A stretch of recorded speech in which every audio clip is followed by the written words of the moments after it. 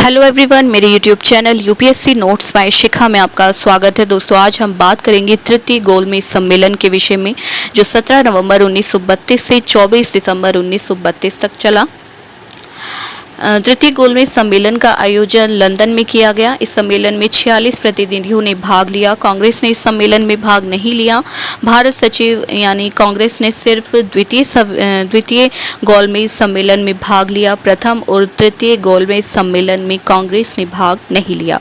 भारत सचिव sir Samuel horror इस सम्मेलन के विरोधी थे।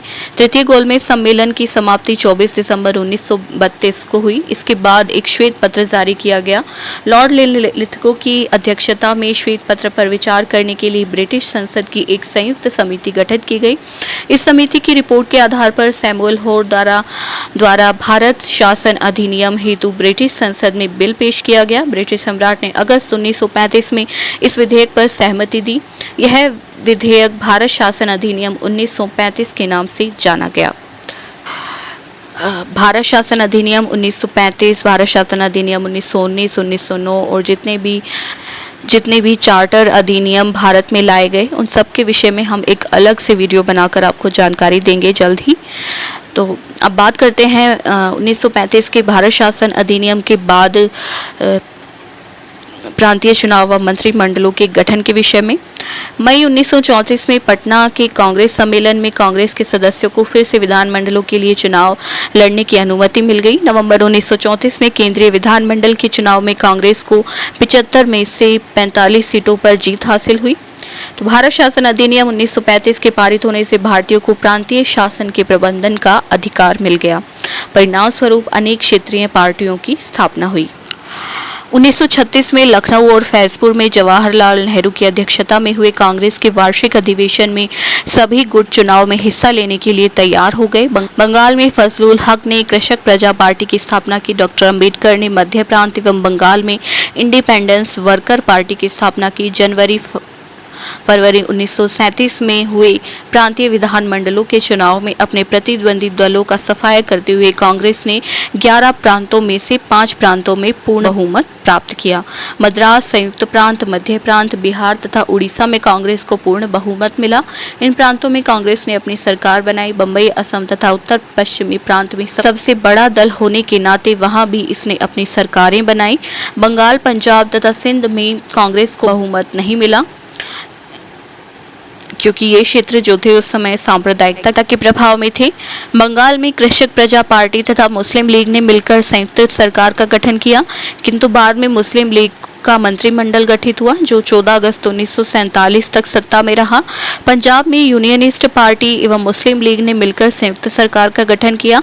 सिंध में भी गैर कांग्रेसी मंत्रिमंडल गठित हुआ। बम्बई में अम्बेडकर की इंडिपेंडेंस लेबर पार्टी ने हरिजनों के लिए आरक्षित 15 सीटों में से 13 सीटों पर जीत हासिल की। अब बात करते हैं इन प्रांतीय विधानमंडलों में जीत के बाद कांग्रेस सरकारों के कार्यकाल के विषय में, जो 1937 से 39 तक माना जाता है।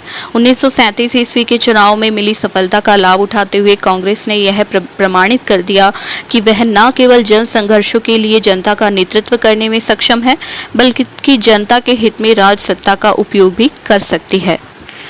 कांग्रेस शासित राज्यों में प्रशासन को सुचारू रूप से चलाने के लिए एक केंद्रीय नियंत्रण परिषद का गठन किया गया, जिसे संसदीय उपसमिति का नाम दिया गया। इस समिति के प्रमुख सदस्यों में सरदार वल्लभ भाई पटेल, मौलाना आजाद, डॉक्टर राजेंद्र प्रसाद आदि थे। इस समय प्रांतों के प्रमुख को प्रधानमंत्री कहा जाता था। संयुक्त प्रांत के प्रधानमंत्री गोविंद वल्लभ पंत चुने गए। बम्बई के प्रधानमंत्री बीजी खेर थे।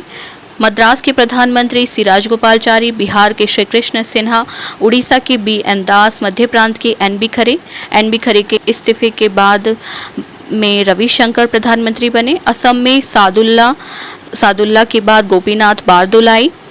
उत्तर पश्चिमी प्रांत में डॉक्टर खान साहब प्रधानमंत्री बने। सिंध में अल्लाह बख्श, बंगाल में फजलुल हक व पंजाब में सिकंदर हयात खान ने प्रधानमंत्री का पद ग्रहण किया।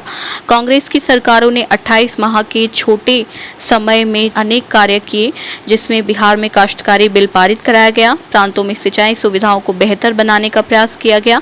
कृषकों को महाजनों के चंगुल से बचाने के लिए अनेक कार्य किए गए। परिणाम स्वरूप किसानों में जागरूकता बढ़ी व राजनीतिक चेतना का संचार हुआ।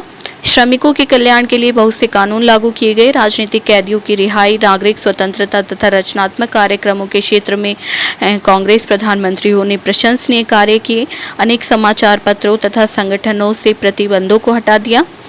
ग्रामीण उद्योगों के उन्नयन, मद्यपान निषेध, बुनियादी शिक्षा के संवर्धन, अस्पृश्यता निवारण, जनजातियों के कल्याण तथा जेल सुधार के लिए विशेष कार्यक्रमों का आयोजन कांग्रेस प्रधानमंत्रियों द्वारा किया गया।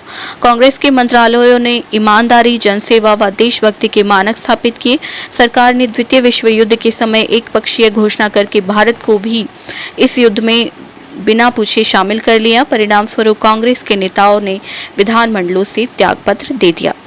तो दोस्तों, आज हमने आपको तृतीय गोलमेज सम्मेलन व प्रांतीय चुनाव एवं मंत्रिमंडलों के गठन के विषय में जानकारी दी। अगर आपको हमारी ये वीडियो पसंद आई तो हमारे चैनल को सब्सक्राइब करें और बेल आइकन का बटन दबाएं।